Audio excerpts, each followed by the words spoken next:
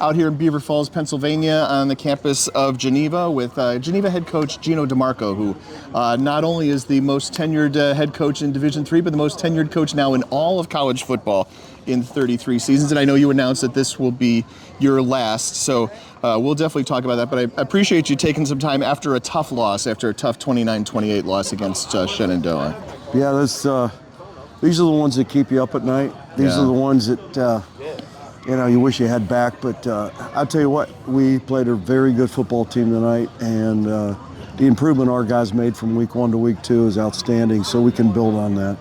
I always think for the audience that thinks they know what Geneva runs on offense, they're going to be a little surprised this year to come out and see you guys throwing the ball so much. Today, for example, 36 times. And I know this is not a surprise today, but it might have been a surprise to people last week, going from the triple option to what? Well, we had run this form of air raid before we went to the triple option. Yeah. And we tried, just because of rule changes and whatnot, we needed to get out of the triple. Loved it. It helped us. Everybody in the league knows how to stop it now. Okay. So we got some really good athletes, some skilled kids, and just made a decision really to do it. I was trying to do it last year, but we couldn't. Yeah. We couldn't do it. But this will help. And this will help the program set up for the next guy coming in, because nobody wants to come and run the triple option. I understand that there are very few. You're gonna have to come from a service academy, I think, to really have a passion for the triple option. I love the or triple Springfield. Option. And seriously, I mean, it served us well with the kinds of kids that we got here. It fit. It just with all the rule changes and quite frankly, just not being able to find a quarterback to run it. Right. And D3, it's really hard. Yeah, I totally understand that. The folks at Springfield are committed to it. They're good. The folks at WNL, sometimes they do it, sometimes they don't, right? It's really, I think, almost only Springfield that is so hardcore committed to it as part of their identity that they go out and find those guys, the handful of guys, right? I had a guy here that played at Springfield when we were running the triple, and they do an amazing job. It was tough leaving it, but we had to. We just had to from a recruiting standpoint. Do you mind if I ask what rule changes make it more difficult? Sure. When they decided to the cut block, and the blocks on the outside, that really took away some things that you could do with the triple. And then they just kept going, kept taking more away on different types of cut blocks inside. So that was a way that a smaller offensive line like what we have was able to compete for all those years. I gotcha. Yeah. Tonight here at Geneva, you guys celebrated the 100th anniversary of playing football on this field. Did I understand that correctly? Yeah, I wasn't here when the field was put Not in. quite, but you've been here for a third of it. Yeah, a third of it, more than a third. Yeah. Really. Right, more than a third when you count being as assistant, right? Yeah. Yeah. It's a historic place. I mean, there are a lot of people that are in the NFL Hall of Fame have played on this field because Beaver Falls plays here. Sure, yeah. Just honored to be part of it, honored to be part of this program. And this is tough, but I got to tell you, college football is just amazing at any level, and especially D3 when you get kids like this. I think Shenandoah got a really good football team. I think they're going to do well. They're in a great area for recruiting. And I wish Coach Yoder well. They came back and they sniped one here from you at the end as well. They got a 14-play drive, 69-yard drive. You guys held them out of the end zone. You held them to a field goal attempt. And twice previously during the game, that had been really good news for you. This time, however, their kicker put through the 27-yarder, and that kind of that ended it. Yeah. Yeah.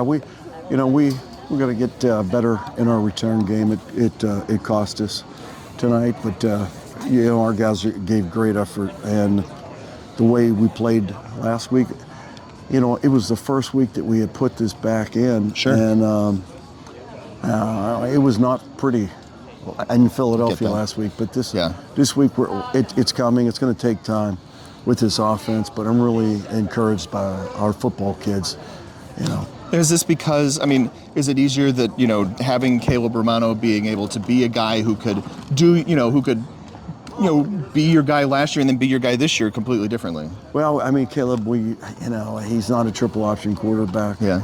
And it's just hard finding one. The best one we had was Amos Luptak, who gained 1,000 yards in it. But you could see Caleb is a pure passer and is very accurate. and we protected them fairly well. We just got to give them credit. They played on the road, and they put it to us on that last drive.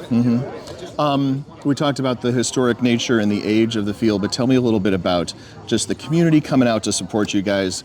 4,300 plus fans here tonight, and every time I look, I feel like I'm seeing 4,300, 5,000, 5,500 fans at these games. Yeah, tonight's attendance, I think we were greatly affected by the backyard brawl with Pitt and West Virginia. Yes, that was also a game that got some attention tonight. Yeah.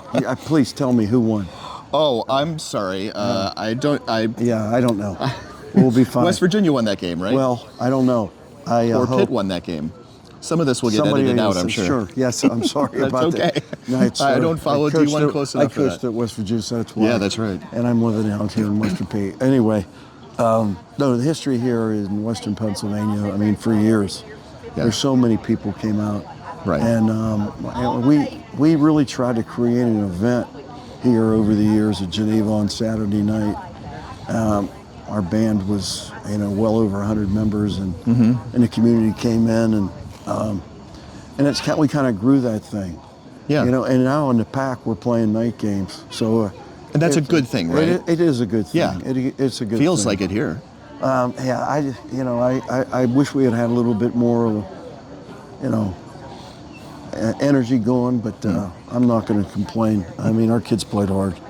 I noticed that in the news release announcing that this was going to be your last season, that it said that you would still remain on the staff as an assistant. And maybe I've missed something. So is there an heir apparent who is going to keep you on staff? How do you know you're going to be kept on staff, Coach? Well, what's ironic about the whole thing is when I became the head coach in 1993, I inherited the former head coach who I played for. Okay. And the whole staff. All right. So, we've had 2 head coaches since 1975. That's crazy. It is crazy. And we were trying to keep the continuity of the program intact, and I thank our president, Dr. Traub, for doing that. So I really don't know, what direction it's going to go in. All right. And I don't know what my role will be, but I do know that we got to get this team ready for next week because we start conference play. Yeah, tell me what's coming up next week. We got St. Vincent. I'm so sorry, St. Vincent. You'll get St. Francis soon enough, We right? will have St. Vincent next year. The reason it's just amazing to me about how things changed in D3. With Coach Yoder's, their conference is redone. Right. Yeah. And I just think about the number of schools, not just you guys, but Westminster as well, and St. Vincent, who came over into this league from the NAIA over the course of the time that not just the time you've been coaching, but the time we've been doing this the last 25 years. Yeah. And when we came in, from the NAIA, we had great success, and we still had success. The last couple of years, it's been more difficult, I think. But you look at our conference and you look at the strength of who's in it, and there's some teams that really have made a commitment to succeed. It's Geno DeMarco, 33-year head coach here at Geneva. His team fell to Shenandoah here in week 2. Appreciate it, Coach. Thank you. Thanks, man. I appreciate you coming down. Yeah, you bet. Too.